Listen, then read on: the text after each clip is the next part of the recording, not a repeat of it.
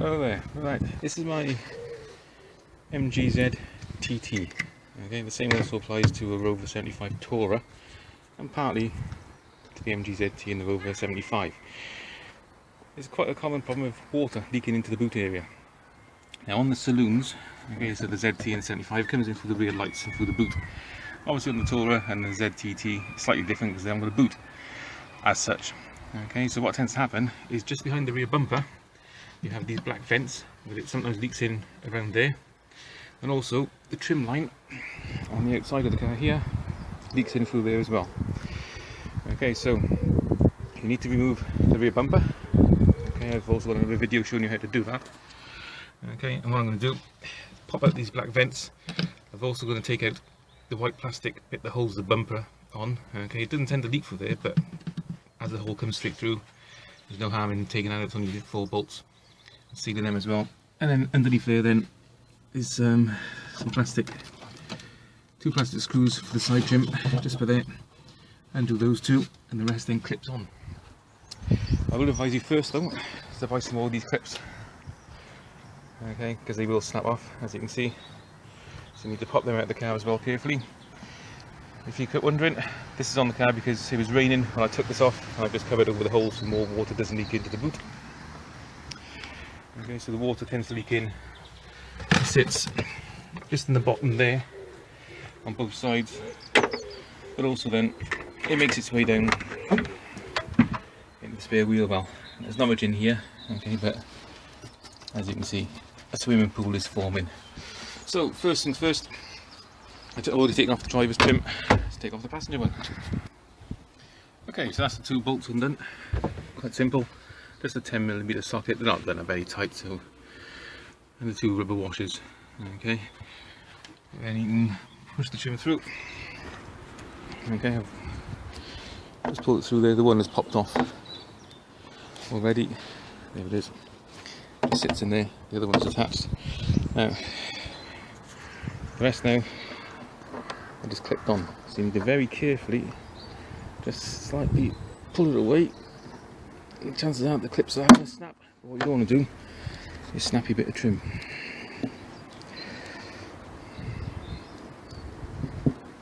Just going to get something to prise under that. Okay, so here we go. Gently.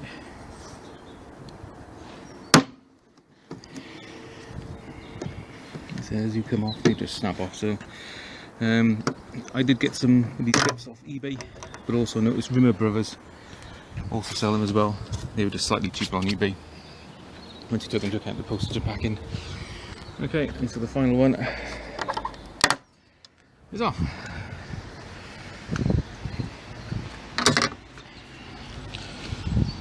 So just give this a wipe down, so I can see all the clips are just snapped off. Next then, let's pop these clips out. Okay, so getting these little plastic clips out from the side is a bit tricky because you can't get at them from inside the boot. So what I've done, and if you've done this before, feel free to put in the comments another way of doing it, is very carefully, I've taped up above so I don't scratch the paintwork, get a very small flat bladed screwdriver, just pop it in the hole, and then give it a gentle tap with the hammer, you'll hear bits inside snapping off. Okay, like that. Because what there is, there's 2 little clips. There's one still on there, look, on both sides, which is what clips it in. Well, you need to just pull it out and just snap them off, and then the clip just pulls out. It's the best way I've found of doing it so far. So if you know a better way, feel free to put that in the comments. Just so you know as well, if you need to know how to remove the boot trim, I've got another video on it as well. So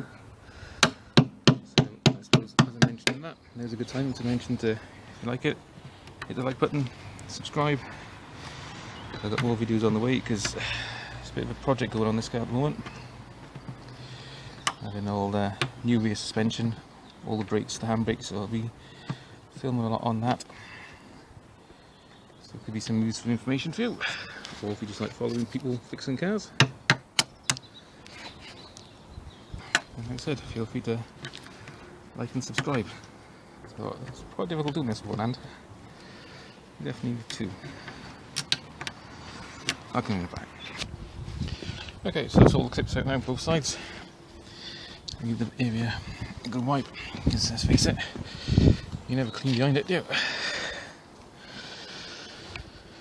So like I said, before you start this job, order some of those clips, because by the looks of it, they will actually snap off. And you need to replace them. And you need 8 altogether, 4 for each side. And I think I ordered 10, just in case I break any, and I've also got 2 spares then, should I need them. Okay, so that's all dry. Like I said, I've also removed the plastic that helps clip the bumper on. Only 4 bolts, I think they were 10mm as well.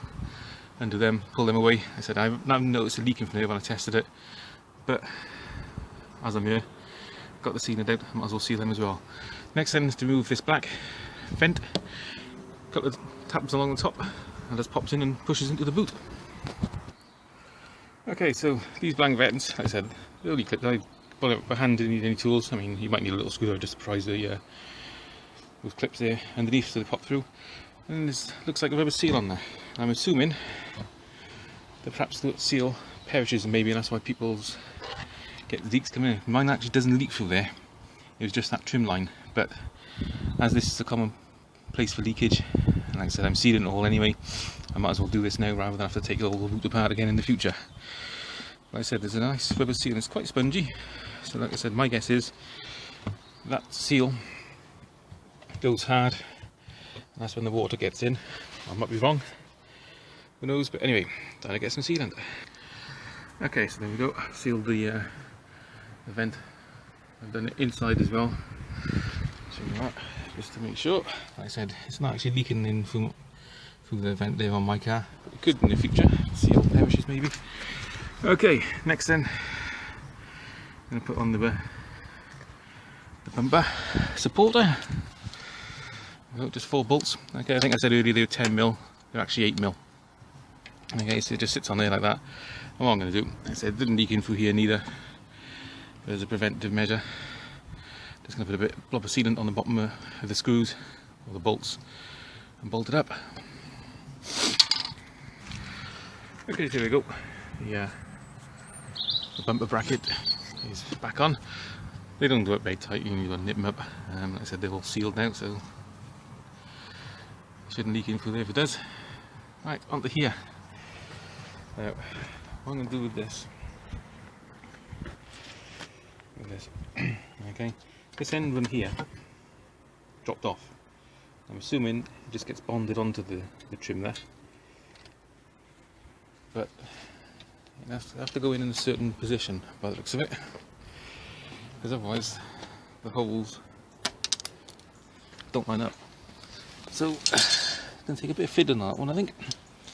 I have to bond it on as well. So let's have a look. Okay, right, this was a bit of a faff, this was. Got the little plastic clips on. Okay, bit of a bugger to fit really, because this bolted one here is actually bonded on. I'm sure if you break the seal, it'll be much easier to put them on, because you can just put them on this end and slide them in. Okay, as it was, the best method I found was on this end. We've got a very small bit, which I'll try and show you best I can, but it's going to be a bit awkward one-handed, because I needed about 2 hands, maybe 3 even. Okay, just slide the front on, and then very gently, I'm not going to put this one on because I've already got the 4 on, tap it at the back with a hammer to get it on, and then you just need a straight screwdriver then just to pop the side bits in into the groove. It took a couple of minutes to get each one on, but they're all on and they all slide. That one's fixed. Now, this back one looks like it fits in there, but then if you do, it doesn't fit in with the car. So that's obviously going to have to be bonded onto the back of here as well, once it's in position. So I think it's a case of put some sealant on all those, and that, put a bit on the back of that then to bond it to that, fix it the car, and maybe take on the set. Here we go, back on. All clipped in quite nicely there. The only one there was a little trouble was this end one, which was loose. Okay, I have also the bolts back on the other side. Put a bit of sealant on the back of the rubber washer as well. One thing to bear in mind with the rubber washer, okay, it's grooved on the one side, where obviously it fits over the indent of the trim line. So make sure you put that side with the sealant on the car side. Okay, I've nipped the bolts up just finger tight for now, just to get it set. I said this one here just wanted to pop on, so I needed a bit of pressure on there just to seal it. So if you're not going to do this for a couple of days, maybe take this off, do what I did and just tape over the hole, and maybe bond that on into position first so it sets. But a bit of pressure and this is stuck on. Don't forget to wipe off any excess sealant as well. Okay, what I'm going to do now